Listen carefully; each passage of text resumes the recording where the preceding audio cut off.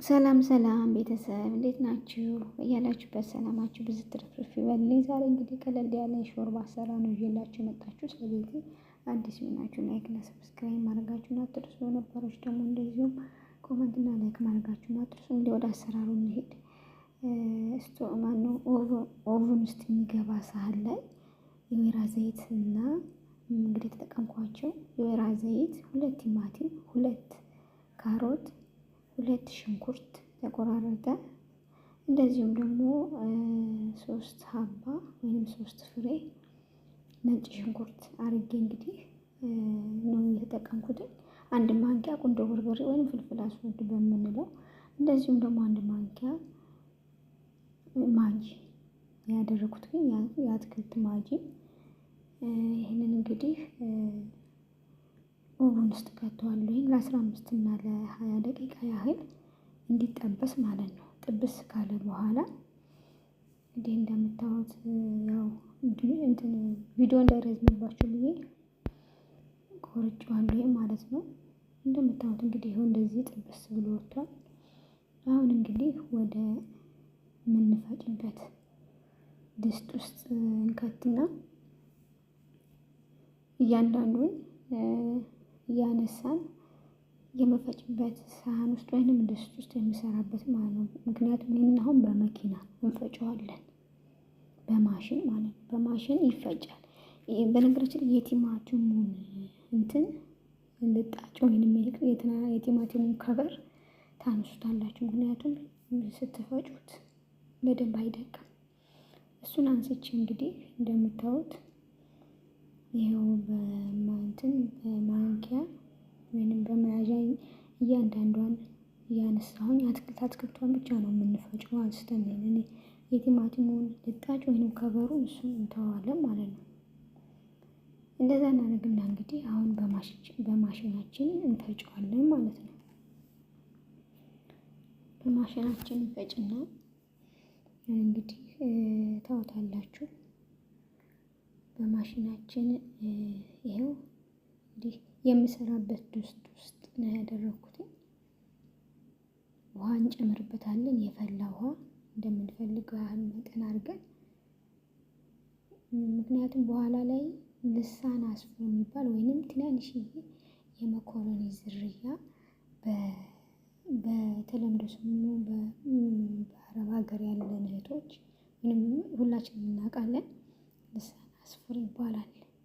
ሾርባ እንሰራለን፣ የተለያየ ምግብ እንሰራበታለን እና በየቤቱ በተለያየ ሙያ ይሰራበታል እና እሱን ስለምናረግ ስለሚወፍርብን አሁን ላይ እንግዲህ ይሄ እንደምታዩት በማሽን እየፈጨሁት ያንን አትክልት ማለት ነው። ሌላ ነገር ምንም አልጨመርኩበትም። እንግዲህ ሲፈጭ ምን አይነት እንደሆነ ከለሩ የሚያመጣው ቢጫ ነው፣ በጣም የሚያምር ልክ የሆነ የምስር ሾርባ ታውቃላችኋል። ምስር በአትክልት ሰርተን ስንፈጨው እንደዚህ ነው የሚመስለው። በጣም ደስ ይላል። የአትክልት ስለሆነ ደግሞ ለሰውነታችን በጣም ጠቃሚ ነው። የሆነ የስጋ ዝርያ እንደዚህ ዶሮ ስጋ ምናምን ነገር የለውም። አትክልት ብቻ ነው። በቃ ይሄ አትክልትና አትክልት ብቻ ነው እና በጣም ቀላል ነው።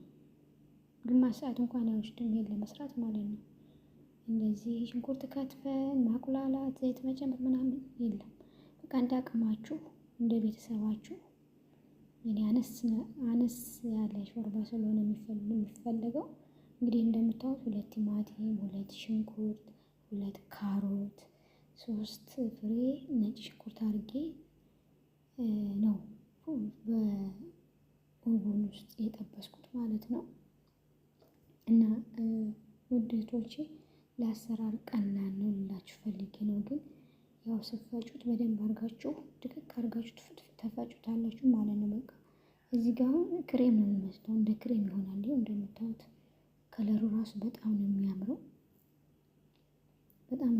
ከለሩ ራሱ በደንብ እንግዲህ እየፈጨሁትኝ ነው። ፈጭቼ እንግዲህ ይኸው እንደምታዩት ተፈጭቶ ጨርሻለሁኝ።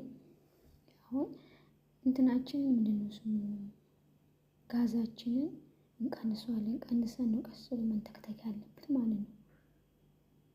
ቀስ ብሎ መንተክተክ አለበት። እዛው ላይ ቀስ እያለ መብሰል አለበት ማለት ነው። በእርግጥ በኦቨን ስላበሰል ነው። ሲፈጭ ደግሞ እንዳለ ሁሉም አንድ ላይ ሲፈጭ ጣዕሙ ይለያል። በደንብ ደግሞ ሲንተከተክ በጣም ስለሚጣፍጥ ያው የፈለጋችሁ ማጅ ማድረግ ትችላላችሁ። ድጋሚ እኔ ትንሽዬ ጨው ነው ጣል ያደረኩበት። እንግዲህ እንደምታዩት ይሄንን ልሳን አስፉር ወይንም የመኮረኒ ዝርያ ነው። ይሄን አሁን ዝም ብዬ በመጥበሻ እሳት ላይ እንትን እያደረኩት ነው። አመስ እያደረኩት ነው። ያው እንትኑ ቪዲዮ እንዳይረዝምባችሁ ብዬ እኔ ከበሰለ በኋላ ነው እያሳየኋችሁ ያሉት ማለት ነው። እና መኮረኒ ነው የሚመስለው በቃ። ስለዚህ ጠብሼው እንግዲህ ቡኒ ይሆናል። ይሄው እንግዲህ የፈጨሁት ሾርባ ላይ ጨምሬ አሁን አንድ ላይ ቀስ ብዬ አንተከትከዋለሁ ማለት ነው። ጋዙን ቀንስ አድርጌ ቀስ ብዬ አንተከትከዋለሁ። ውድ ቤተሰቦች በጣም ነው የሚጣፍጠው። በጣም በቃ ስትመገቡት ራሱ ቀላል ነው። እንግዲህ ማጂ እንግዲህ የአትክልት ነው ያደረኩት። ጾመኞች ሆናችሁ እህት ወንድሞችን መጠቀም ትችላላችሁ ማለት ነው። የአትክልት ስለተጠቀምኩበት ሌላ ነገር ምንም ነገር ያደረኩበት የለም እና በጣም ይጣፍጣል። ሰርታችሁ ሞክሩት።